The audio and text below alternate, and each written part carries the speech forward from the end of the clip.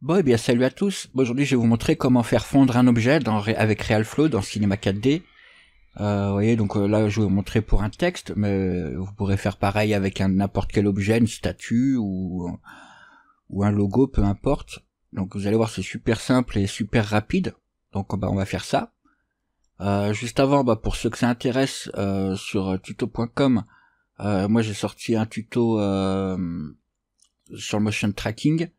Donc je vous montre les rendus qu'on fait. En fait, il y a le tuto, c'est dans Cinema 4D, donc ça c'est tout dans Cinema 4D avec le moteur de rendu physique. Donc ça va super vite à rendre, le tuto il dure 1 heure. Donc je pense que ça va être un truc utile à apprendre si vous savez pas faire. Donc en fait, vous voyez, ça va vous permettre à partir d'une vidéo que vous aurez filmé avec votre téléphone ou une caméra, peu importe, d'incorporer dedans un objet en 3D, vous voyez, comme ici comment le fantôme il est en interaction avec le banc et le muret qui est derrière. Voilà. Donc on va voir comment faire ça. Donc ça c'est le rendu Cinema 4D normal, donc tout le monde peut suivre. Et pour ceux qui ont Redshift, j'ai rajouté en bonus une partie Redshift, donc c'est celui-ci en couleur là. Voilà, donc c'est la même chose, vous voyez le drap qui touche le banc, etc. Sauf voilà, c'est le rendu Redshift. Donc pour ceux qui s'intéressent, voilà. Et aussi le prochain tuto, je pense que je vais vous faire celui-ci. En fait, parce que ça m'a été demandé si je pouvais traduire le tuto de Digital Melon. Vous voyez, un tuto X particules. En fait, c'est une statue qui est recouverte d'or. Et ce qu'il y a, c'est qu'il utilise X particule 4. Moi, j'ai pas, donc j'ai X particule 3. C'est faisable aussi avec X particule 3. Enfin, 3.5 j'ai. C'est faisable aussi. Avec RealFlow, c'est faisable aussi. Mais moi j'ai fait carrément avec juste Cinema 4D sans plugin en fait, et ça donnait ça. Vous voyez, la statue qui se fait recouvrir d'or comme ça. Donc c'est juste Cinema 4D normal, sans aucun plugin. Voilà. Donc on verra comment faire ça dans le prochain tuto. Donc si vous mettez 40 likes, il arrivera plus vite. Donc pensez à mettre un like sous la vidéo, ce sera sympa. Et donc voilà le prochain tuto à mon avis. Donc voilà, donc nous on va faire, pour l'instant on va faire celui-ci déjà, le texte qu'ils font. Donc on va commencer, on fait un texte, mot graphe, mot texte. Je vais taper tuto. Voilà. Je vais augmenter la taille de la police, en me prendre une plus large. Centrer le texte. Donner de l'épaisseur. Voilà. Après, moi je vais vouloir arrondir un peu le texte. Donc on peut utiliser les couvercles, ou sinon on peut utiliser ici, volume, générateur de volume, mailleur de volume. On met le générateur dans le mailleur et le texte dans le générateur, comme ça. Du coup, vous voyez, ça arrondit un petit peu tout. On va cliquer sur générateur de volume. Je vais mettre 3. On va mettre un lissage. Calque de lissage, vous cliquez, ça, vous voyez, ça arrondit un peu le texte. Je vais peut-être mettre 2. Voilà. Donc voilà ce que ça donne. Je vais écarter un tout petit peu le texte. Bon, pas grand chose, je vais mettre espacement horizontal 10. Vous voyez que les lettres sont un peu plus espacées. On va poser le texte bien comme il faut sur le sol. On va faire un sol. Donc moi je vais faire un cube. 2500 par 2500. Et je vais le mettre à 1 mètre du sol, donc moins 100. Enfin, je veux dire, je descends de 100, quoi.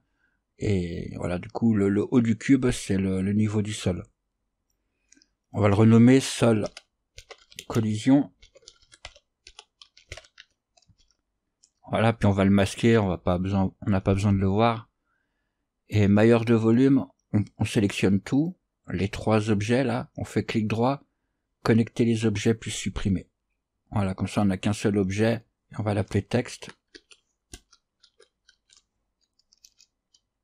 Ok. Du coup on peut faire la partie RealFlow, donc RealFlow, scène. On va faire RealFlow émetteur. Et on va prendre fil émetteur pour remplir le texte de particules. Donc fil. Le texte, on va le masquer aussi. Ici, dans émetteur, émission, dans body, on peut ajouter le texte. Comme ça. Donc si on regarde maintenant, si on fait play, vous voyez quasiment pas de mouvement et juste les particules qui se mettent en place, bon, c'est tout.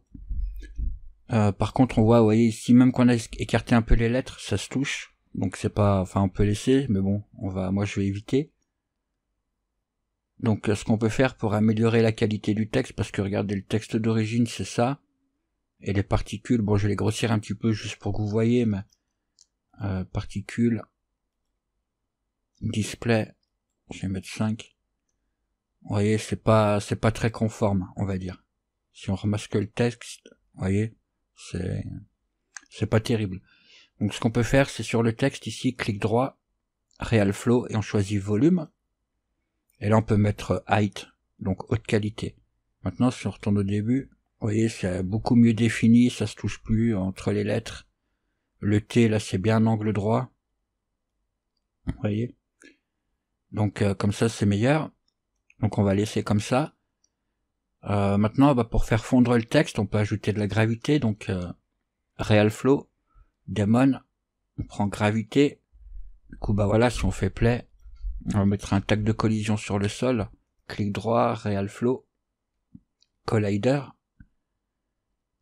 On va augmenter la friction, je vais mettre 0,1 et en bounce 0,01 et roughness 0,1 comme ça.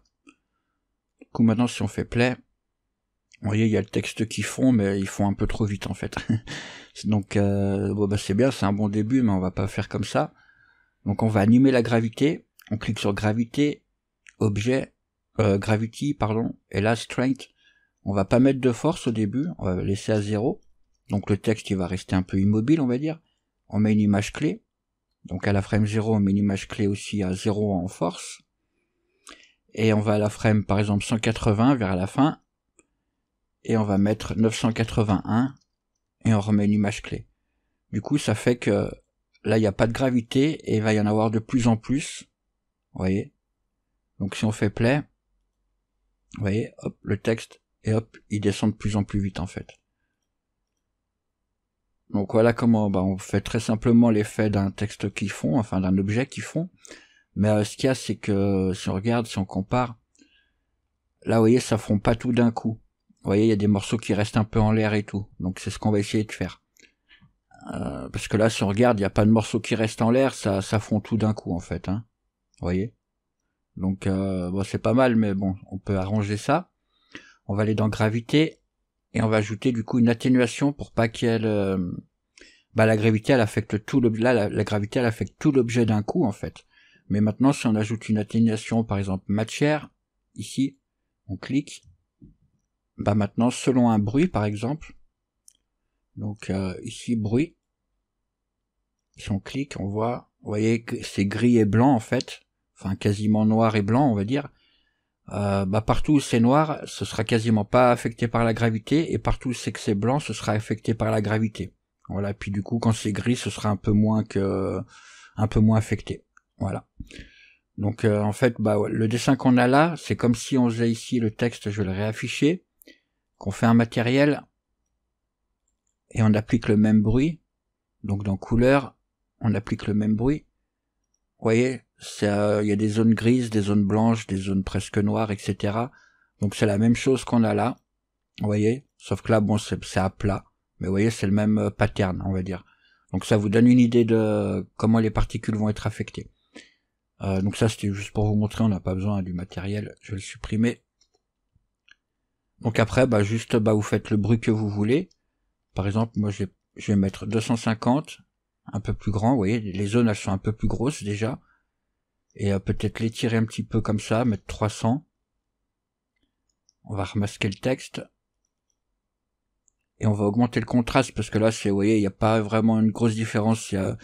C'est blanc, mais bon, c'est presque gris. Et là, vous voyez, c'est gris un peu plus foncé. Donc nous, on va quand même mettre une grosse différence. Donc contraste, on augmente à fond. Du coup, maintenant, c'est ou noir ou blanc. Vous voyez, il n'y a plus de gris clair et tout. Maintenant, il y a deux couleurs. Soit elle bouge, soit elle bouge pas. Si on regarde, vous voyez, il y a les particules qui sont vachement freinées. Juste regarder à ras le sol comme ça. voyez, celles-ci sont quasiment pas affectées par la gravité, à la fin c'est bon. Donc après on peut changer le type de bruit, vous prenez le bruit que vous voulez, par exemple turbulence, vous voyez, ça fait un peu plus de variation. Mais bon, ça change pas grand chose. Voilà. Si on prend par exemple Sema, vous voyez, ça fait des spaghettis, on va voir.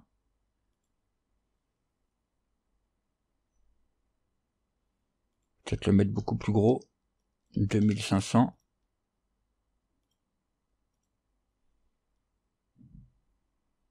Vous voyez, ça fait carrément, vous voyez, les spaghettis comme ça, les lignes. Donc voilà ce que ça donnerait. Donc après, choisissez votre type de bruit, la taille du bruit, etc. comme vous voulez. Moi, je pense que je vais me prendre turbulence, 500, et peut-être 500 aussi.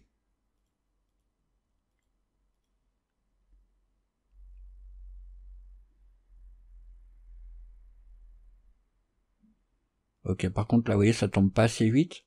Donc ce qu'on peut faire, enfin, pourquoi pas, on peut laisser comme ça, mais moi, ce que je vais faire, c'est que je vais animer le contraste. Donc je vais à la frame 0, je mets contraste 0, 100%, on met une image clé, et on va à la frame 180, ou même 150, un peu avant, et contraste on remet à 0. Voilà. Donc si on regarde, vous voyez, ça reste moins en l'air longtemps. Donc comme ça c'est bon, c'est tout en fait pour l'effet. Donc maintenant on peut ajouter un mesher, donc RealFlow, mesher, on va regarder ce que ça donne. Donc le mesh il est pas terrible, on va aller dans fluide, on va mettre plus de particules, donc fluide, là on va dans l'onglet fluide aussi, et on va mettre résolution 50, si on regarde, hop, c'est déjà bien meilleur, on va aller dans mesh, et après je vais avancer un petit peu jusqu'à ce que tant que ça se déforme.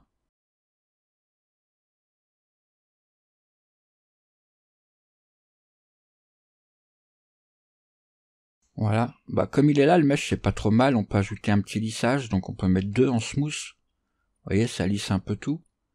Et après, si vous mettez ici low, medium, vous voyez, il y a un tout petit peu plus de détails, les creux sont un peu plus creux, on va dire, et ainsi de suite. Si vous mettez medium, vous voyez, encore plus de détails. Donc moi, je vais mettre low, medium, et peut-être 6 en rayon, pour avoir encore un peu plus de détails. Voilà. Donc comme ça, moi, ça me va. Du coup, je laisse, et c'est tout. Donc je vais mettre en cache, on va voir ce que ça donne. Donc solver, on va augmenter aussi un petit peu les calculs. Donc je vais mettre 5 et 10, ou même 10 et 20, et là 40 et 40. Voilà.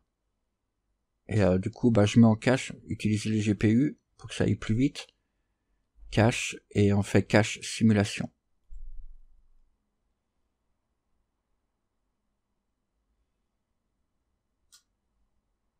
Ok, donc le cache vient de se terminer, on va voir ce que ça donne.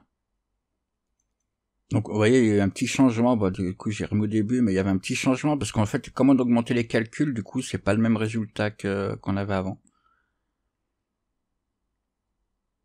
Mais vous voyez, c'est bien meilleur, je trouve. Donc c'est pour ça que c'est important même s'il n'y a pas réellement besoin, parce qu'en fait les calculs, souvent on pense que c'est par rapport aux collisions, tout ça, mais pas forcément aussi, c'est pour la qualité du mesh et de la simulation en général. Donc du coup, voilà ce que ça donne. Donc on peut même s'arrêter à 200, parce qu'à 200 ça bouge plus. Et puis c'est tout, hein.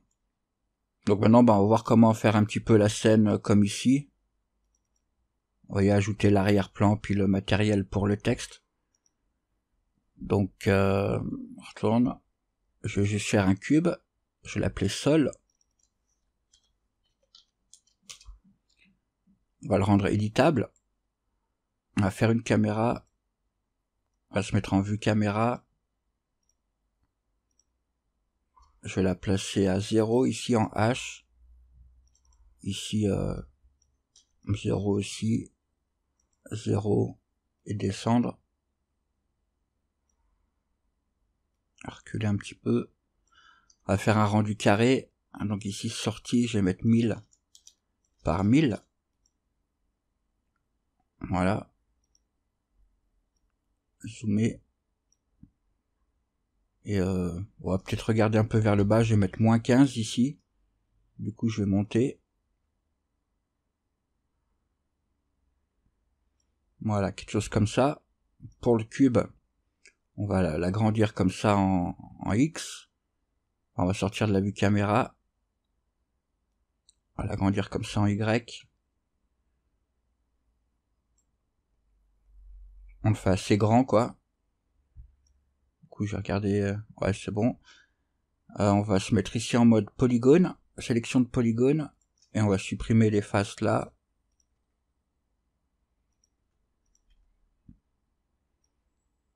Vous voyez, on va poser le cube sur le sol. On va se mettre en mode sélection d'arête. On va sélectionner cette arête. On fait clic droit dans le vide. Et on choisit biseau. On va mettre décalage 300 et subdivision 20. Vous voyez, comme ça arrondit un petit peu l'angle là. C'est tout. Juste regarder que à la fin, quand c'est... Vous voyez, parce que là, nous, ça va tout droit, comme on a mis un sol tout droit. Donc là, moi, c'est juste bon. Mais au pire, vous, si vous tombez carrément là dans le sol, hein, vous voyez, par exemple, là, comme ça, vous voyez, comme nous, on a fait un sol qui va tout droit, le liquide, il monte pas tout seul, ou sinon, il aurait fallu faire la simulation sur ça, quoi. Mais bon. Bon, ce qu'on peut faire, bah, c'est juste pousser le sol, quoi, comme ça. Que le liquide, il soit tout le temps sur une partie plate. Donc, comme ça, c'est bon. Je vais agrandir un petit peu. Comme ça. Si on regarde. Ouais, je vais l'agrandir encore un peu. Voilà. Donc ça, c'est notre arrière-plan. Je vais l'agrandir aussi comme ça dans ce sens-là.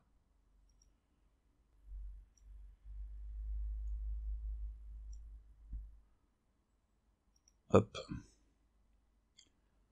Donc on va prendre juste l'arête ici. Et on va la déplacer. Voilà. Comme ça, c'est bon. On va aller dans Mediatek. Pré-réglage. Visualise. Matériel. Et tout en bas, il y a Tiles. C'est carrelage en fait. Et Floor. Enfin, carrelage, c'est carreau. Et Floor. On peut prendre ce matériel là par exemple. On le met sur le sol. Voilà ce que ça donne.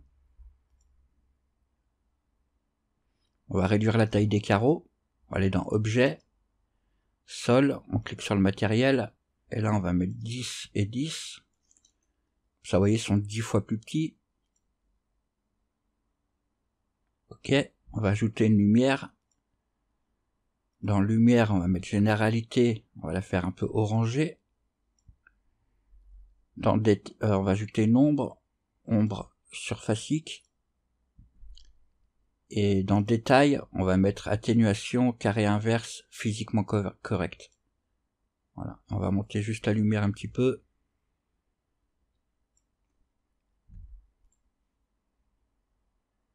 Voilà.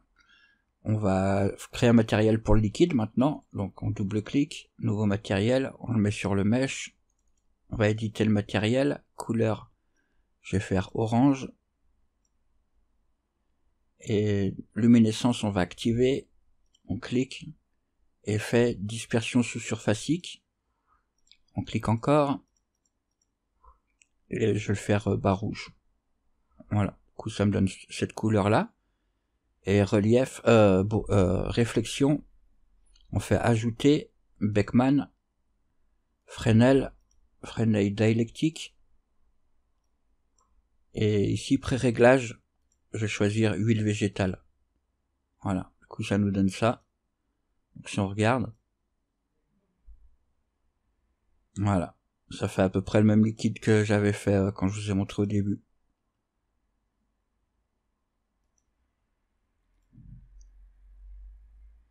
La lumière, j'ai juste avancé un petit peu vers nous. Z, je vais mettre -200.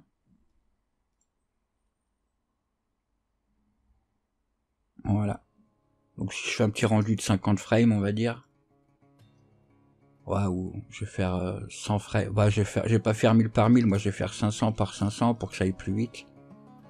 Et on va mettre rendu physique pour que c'est un peu meilleur.